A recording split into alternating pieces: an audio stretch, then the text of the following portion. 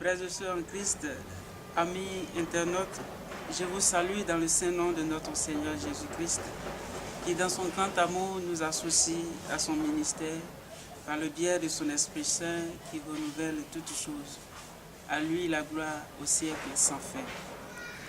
Bien-aimés dans le Seigneur, nous voulons partager avec vous notre méditation sur les textes proposés par Mère Église en ce 15e dimanche du temps ordinaire de l'année A. Aujourd'hui commence la lecture intégrale des discours en parabole qui se poursuivra sur 3 dimanches. On ne saurait mieux introduire cela sans recourir au prophète Isaïe qui dans la première lecture de ce dimanche nous fait percevoir l'efficacité de toute parole sortant de la bouche de Dieu. Alors que les paroles humaines restent souvent vaines, inconsistantes, n'engagent pas toujours celui qui les prononce et ne résiste guère à l'épreuve du temps, celles de Dieu au contraire sont toujours portées à achèvement. Elles sont la réalisation de la volonté de Dieu pour tout homme et pour tout l'homme. C'est l'éternel projet de salut de Dieu pour l'humanité. Sa mission est d'accomplir le projet divin de paix et de bonheur pour nous.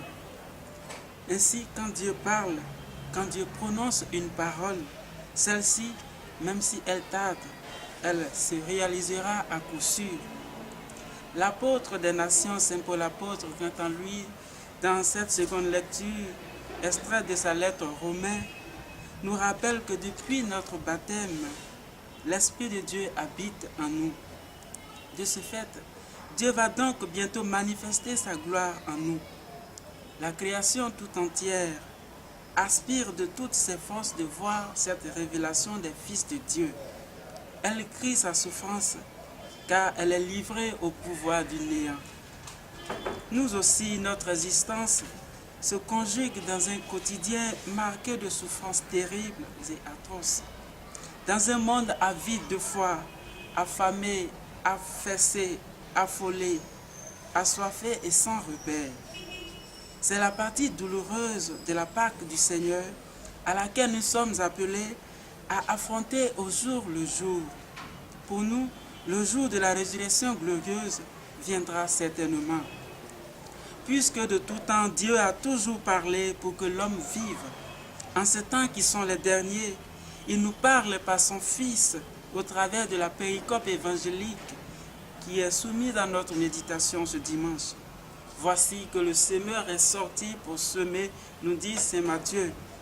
Dans cette parabole du semeur rapportée par saint Matthieu donc, Jésus compare le royaume de Dieu, Dieu lui-même et l'humanité au travail d'un cultivateur assez spécial et surprenant. Passons en revue ce semeur. Il ne choisit pas son terrain. Il répand en abondance des graines de bonne qualité.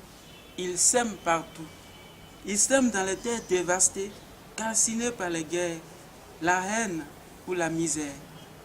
Il sème dans les terres labourées par l'épreuve et la souffrance.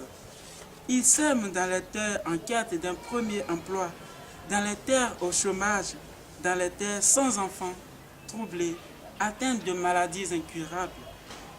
Il sème aussi dans les terres disponibles comme ceux des enfants et dans le cœur pur. Comment comprendre tout ceci?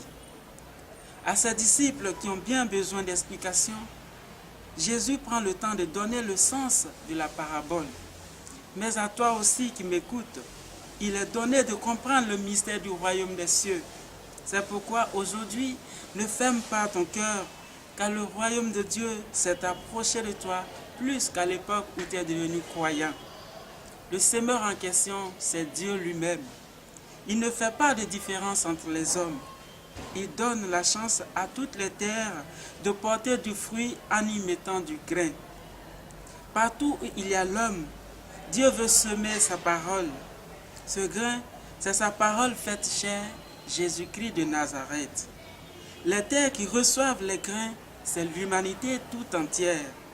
C'est chaque homme avec ses qualités et ses défauts. Reste à savoir quel type de terre nous sommes. Est-ce le sol au bord du chemin, dans les ronces ou la bonne terre? Autrement dit, sommes-nous ces chrétiens d'un moment ou ceux qui se laissent vaincre par les soucis de la vie? Ou sommes-nous de ceux qui entendent la parole de Dieu et qui la gardent? À chacun d'y répondre. Si l'attitude du semeur est celle de la gratuité et de la charité et de l'espérance, le Christ nous rappelle que l'espérance ne déçoit pas et nous invite donc à être des semeurs d'espérance. Aussi, nous invite-t-il, frères et sœurs, à nous libérer des soucis du monde pour que la semence de Dieu puisse germer en nous. Nous sommes donc, par notre baptême, des semeurs de graines divines dans le monde entier. Nous devons être des hommes d'action, prévoyants, généreux, ouverts et soucieux de l'avenir. Le bon semeur, oui, frères et sœurs, c'est cet homme qui œuvre pour que le lendemain des autres soit meilleur. Nous aussi, nous devons semer l'évangile dans notre monde, malgré ce qu'il semble contenir de mauvais. Nous devons semer dans la terre de chaque génération, de chaque culture, et laisser à Dieu le soin de contrôler la germination et l'accroissement. Le semeur est sorti pour semer la bonne nouvelle. Heureux qui la reçoit et la fait fructifier. Quel type de terre es-tu, mon frère? Quel type de terre es-tu, ma sœur?